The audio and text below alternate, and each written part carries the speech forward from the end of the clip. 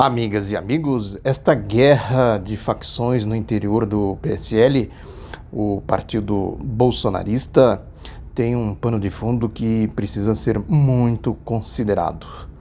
Antes de tudo, eu sou Oswaldo Bertolino, jornalista e escritor. Bem-vindas e bem-vindos ao outro lado da notícia. Pedir aqui para vocês compartilhar, dar o like, comentar. Quem ainda não é inscrito, se inscrever. Mais do que nunca, a realidade exige esta interação para que a gente possa propagar as informações alternativas, no caso aqui, o outro lado da notícia, no sentido literal do termo. Eu vou fazer uma live daqui a pouco, eu gostei da experiência, daqui a pouco eu vou ver se eu hoje consigo fazer mais cedo. E aí eu faço a interação ao vivo com os internautas, depois fica aqui gravado, mas sempre quero convidar vocês para ficar sempre atentos e, enfim, participar, porque é isso, isso é importante, a participação de vocês, dos internautas, de vocês que me acompanham, de vocês que procuram difundir, enfim, o outro lado da notícia. Essa questão da guerra dentro do PSL, voltando ao assunto, tem muito a ver com a guerra de facções que se trava no interior do governo Bolsonaro, naquela linha, naquela lógica que eu tenho comentado aqui de como o governo Bolsonaro se compôs. Um governo nunca ele é eleito assim aleatoriamente, por mais que a mídia tenta empurrar isso goela abaixo, da chamada opinião pública, um governo ele é eleito representando interesses, por isso que tem essa guerra midiática constante, diuturna, para manipular os interesses da sociedade, procuram mostrar para a sociedade um programa de governo que é absolutamente contra ela, de maneira maquiada. A gente acabou de ver isso nas eleições aí, a eleição do Bolsonaro, com a Lava Jato, essas coisas todas, com o Paulo Guedes, o programa do Paulo Guedes, que é o programa de governo, a essência de tudo está aí, na facção do Paulo Guedes, absolutamente contra o povo, essa história de congelar o salário mínimo, por exemplo, isso é de uma crueldade, de uma perversidade, os procedimentos da gangue lavajatista também, os comportamentos dos cachorros loucos, tudo contra o povo, contra o país, contra o futuro, contra a civilização, contra a ciência, contra a democracia. Cara, tudo isso é apresentado aí, eles pintam, fazem a maquiagem e tal, para incautos engolir. E aí, de novo, aquela velha questão, não é questão de culpar o povo é vítima de tudo isso, o povo, ele é martelado diuturnamente aí pela mídia, pelas igrejas que não têm compromisso com a religião de verdade, enfim, por todo lugar que se vai tem manipulação ideológica, a Globo 24 horas por dia, no ar aí, e outras emissoras também que essas emissoras seguem a procissão. Isso vai para os jornalões, vai para os jornais, jornalinhos, vai para a internet e tal, as redes de rádio, é um massacre. Enfim, o povo é vítima de tudo isso, E como é que eles como eles vão administrar essa questão toda? Aí que entra, é preciso ter um quartel-general, eles precisam agrupar o sentido de partido, a história republicana, eles precisam agrupar isso numa organização, numa espécie de comando, de quartel-general, qualquer processo político precisa disso. A história da analogia da luta política com a luta militar. A luta política é isso aí, é uma luta de classes, os agrupamentos vão se formando e tal, e evidentemente que em determinadas circunstâncias eles se juntam, esses agrupamentos, em outras se separam, depende muito dos acontecimentos e tal. A gente viu quando a esquerda se uniu em torno do Lula, por exemplo, a partir de 1989, a gente viu a ascensão, depois um setor do centro se agrupou com a esquerda, E tem todo um processo que precisaria ser analisado à parte, quer dizer, a esquerda teria que consolidar um núcleo ali, né, sem estreiteza política, né, sem hegemonismo, sem arrogância, essas coisas todas que infelizmente a gente está vendo aí, né? O Ciro fala uma coisa, o Haddad responde, esse tipo de coisa, né? É oportunismo, sempre disse isso, é oportunismo numa situação em que tem dois contendores, alguém diz, os dois têm razão, os dois estão certos, os dois estão errados. Isso é oportunismo, claro, né? Quem tem que tomar uma decisão, por exemplo, eu já passei muito por isso. Eu fico olhando assim e falo, o chefe, né? O líder de um movimento, de uma organização, né? Tem que tomar uma decisão, um processo de conflito, de divergência de ideias, né? Sempre, aí sai com essa, né? Isso é oportunismo, né? Para não tomar decisão se fala isso.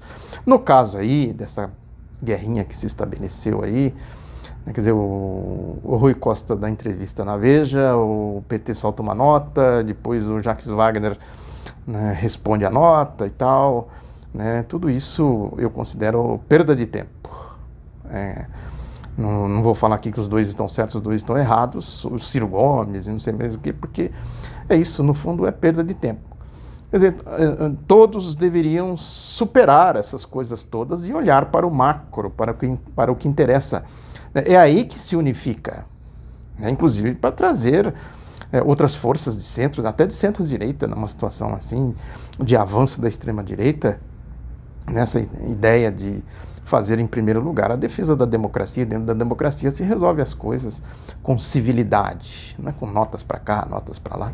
Eu considero isso absoluta absoluta perda de tempo. Agora, aí a gente vai para a direita, é a mesma coisa. Agora, no caso da direita, essa história do PSL, né, é claramente aí a facção da Lava Jato lutando contra a facção do Bolsonaro. Aí é o caso de pôr na balança quem é pior. Difícil, né, fazer esse estabelecimento, né, essa demarcação, quem é pior, quem é o... como dizem as crianças, né, quem é o mais pior. Porque há vamos dizer assim, uma migração de uma facção do PSL para o Podemos. E o Podemos é de quem? Quem comanda o Podemos? O que é realmente essa migração? A gente viu lá, né, tem aí essa história da CPI da Lava Toga. Isso aí é Lava Jato puro. É Lava Jato puro, um movimento que eles tentam criar no Senado, né, que muda Senado, muda Brasil, alguma coisa assim. Quem está lá? Tem um bobo alegre lá, um paspalhão, um parlapatão, aquele cajuru. e eu sempre falo assim, evidentemente adjetivando, para, vamos dizer assim, também tirar uma casquinha desses comportamentos aparvalhados, né? Um paspalhão, né? E agora, não é um caso de subestimar, porque junto com ele tem lá outras figuras, né? Tem aí o prócer da Lava Jato, o homem dos doleiros, né? O homem lá de Maringá, do caso Banestado, né? O homem aí que se enfiou na lama da Lava Jato, que fez essa intermediação, esses rolos todos aí dos doleiros, o homem que, né, se associou a Rosângela Moro, a Rô do Mor, né, que na história da APAI, né, apresentaram um projeto no Senado, né? Vocês já sabem de quem eu estou falando, né? Álvaro Dias, o ladrão. Né? Tem a Moro de Saia, que eles dizem lá, da senadora Selma Arruda, se eu não me engano é esse o nome dela, né, que é também a lavajatista lá do Mato Grosso, e outros mais. Então, esta gente é a gente da Lava Jato, que briga com a gente da facção do Bolsonaro, né? E aí o Guedes, né, o Paulo Guedes, ele também está claramente em conflito com a facção do Bolsonaro, quer dizer, mas aí é uma guerra mais, né, ela tem uma outra característica, né? A bandalheira é a mesma, mas eu estou dizendo, né, o Guedes não consegue juntar um agrupamento político como a Lava Jato, a facção criminosa da Lava Jato e a facção criminosa do bolsonarismo. Ele não consegue agrupar uma facção dele, política, né, que faça a política dele. Mas ele está claramente em conflito com o bolsonarismo, né, que ele fez uma palestra ontem à noite. Eu estou gravando aqui, hoje que dia que é? Hoje é quarta-feira, não sei a data aqui. Na terça-feira ele fez uma palestra, né, que ele falou aí da CPMF, falou desse negócio do ajuste fiscal. Ele precisa dar conta do ajuste fiscal, ele precisa entregar o que ele prometeu lá no Fórum Econômico de Davos, né, e ele falou da demissão veja o conflito explícito, que o Bolsonaro disse que mandou demitir o Marco Sintra com aquela história da CPMF, que era exatamente do ajuste fiscal, a economia que ele diz, né, tem que economizar aqui, economizar ali, né? E essa economia vai para onde? Quem é que consome essa economia? Ele disse aqui do Marco Sintra, né? Morreu em combate nosso valente Sintra. O Guedes está claramente numa sinuca de bico, porque ele fala para empresários aqui brasileiros, e os empresários brasileiros sempre mamaram nas tetas do Estado, que era mais uma mamata, que é a tal da desoneração da folha, aí, né, que a Dilma implantou lá, que era para ter investimentos, e eles deram um chapéu na Dilma, não teve a contrapartida. Precisa amarrar essa gente, a gente sabe quem é, né? E agora o que eles procuram fazer é exatamente o Guedes fazer tudo, a desoneração da folha, mais mamata. Só que quando ele desonera, quando ele tira imposto, né, o Estado deixa de arrecadar. Então ele diz que tem que procurar uma alternativa à história da CPMF, da volta da CPMF. Como o Bolsonaro detonou, que era a proposta do Guedes, não era do Sintra, ele falou isso abertamente, né, nessa palestra que ele fez aí, o Guedes. Agora ele diz que precisa de outra coisa. E outra coisa, que eles vão buscar esse dinheiro onde? No salário mínimo. Quem ganha salário mínimo? Aposentado, trabalhador aí e tal. Olha aí. Né, e vão inventar mais coisas. Ele precisa cobrir, como a CPMF poderia pegar todos, né, de alto a baixo, na pirâmide social. Agora, o pico da pirâmide nunca pagou imposto, não vai querer pagar imposto, pelo contrário, quer isenção de imposto. O Trump, o Krugman, né, fez... Eu vou deixar aqui um link, até publiquei o artigo dele, que ele publicou no The New York Times, falando disso, da desoneração, como é que funciona isso, a isenção de imposto, como é que é a lógica de tudo isso, quem se beneficia disso, né? E agora, é evidente que ele vai procurar uma forma de cobrir, né, a queda da CPMF, o Guedes, tirando de onde? Quem paga as contas da direita neste país? É a lógica da democracia que eu tenho falado aqui, né? Tenho comentado isso aqui recentemente, que há uma grita pela democracia, quer dizer, nós precisamos da democracia, mas é uma democracia sem povo, né? A remodelagem da Constituição, da legalidade do país, né, para tirar essa história de Estado, de bem-estar social, dos direitos do povo, dos interesses do povo, até do salário mínimo do povo. É isso aí. É a mesma lógica lá eu tenho falado aqui, né, do mundo, a democracia, precisa levar a democracia, esse tipo de democracia aí na Venezuela. Quero comentar aqui rapidamente como que a Folha repercutiu a entrevista que o Maduro deu, né, para a Mônica Bergamo, que aliás deu um show de jornalismo, não teve comportamento de cachorro louco, como é comum, né, como eles tiveram lá com o Glyn, lá no Roda Viva, com a Manuela, essas coisas todas. E só que a Folha botou lá, né, a ditadura da Folha, né? Quem não é da turma deles é ditador. Então tem um ditador na Venezuela, né, que diz o editorial da Folha, que na visão do sucessor de Hugo Chávez também, dizendo que ele pôs a culpa toda nos gringos, como se os gringos não tivessem culpa. Eu fiz aqui a história da Venezuela, já vou deixar de novo aqui para vocês darem uma olhada, né, que ele diz aqui que os gringos boicotam os interesses venezuelanos, a culpa pelas privações atravessadas pela população, segundo o Maduro, está dizendo aqui o editorial. Agora, tem uma realidade de dureza na Venezuela, é preciso procurar as causas. O Maduro disse na entrevista que eles roubaram 30 bilhões de dólares, roubaram os bloqueios das contas externas, roubaram uma petroleira, ele diz na entrevista também. Eu vou deixar aqui no outro lado da notícia a íntegra da entrevista do Maduro.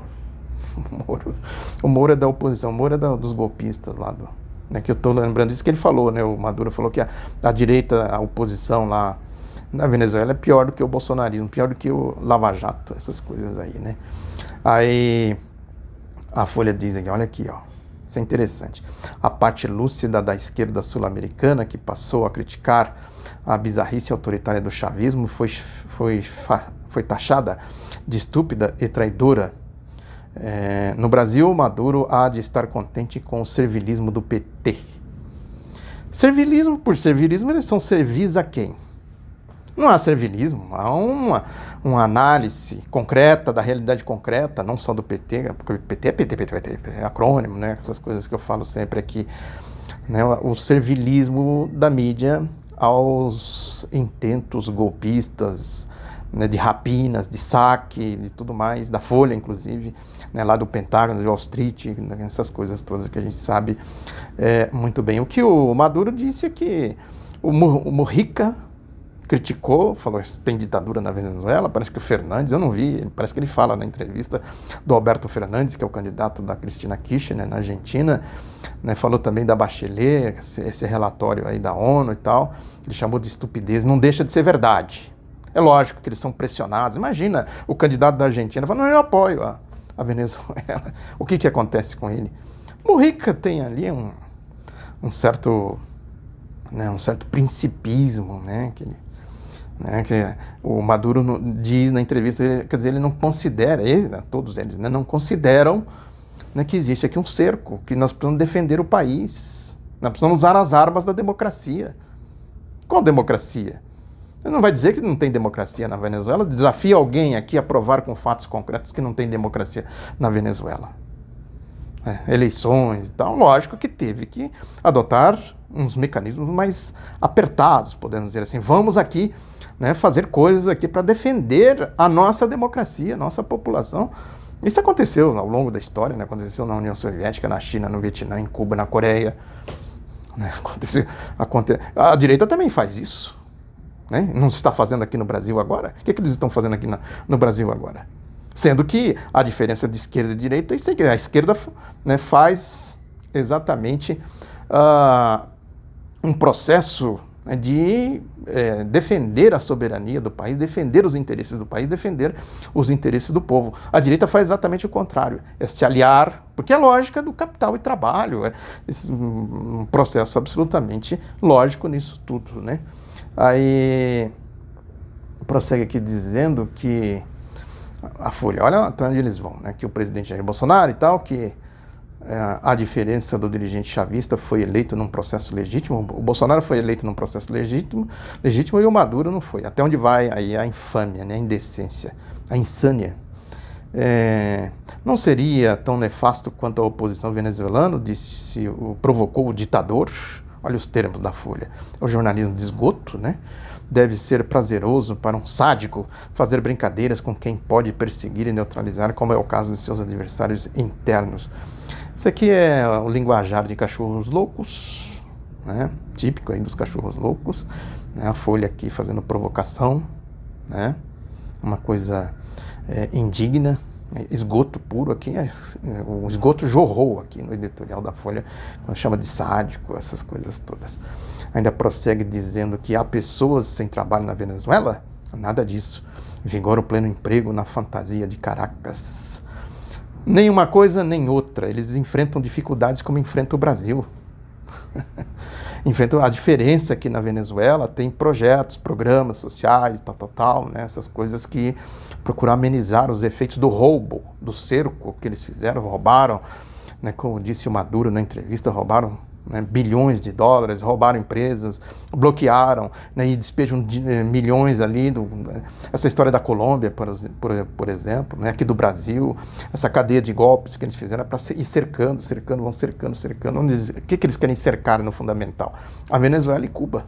Né? Então eles estão fazendo com Cuba também a mesma coisa.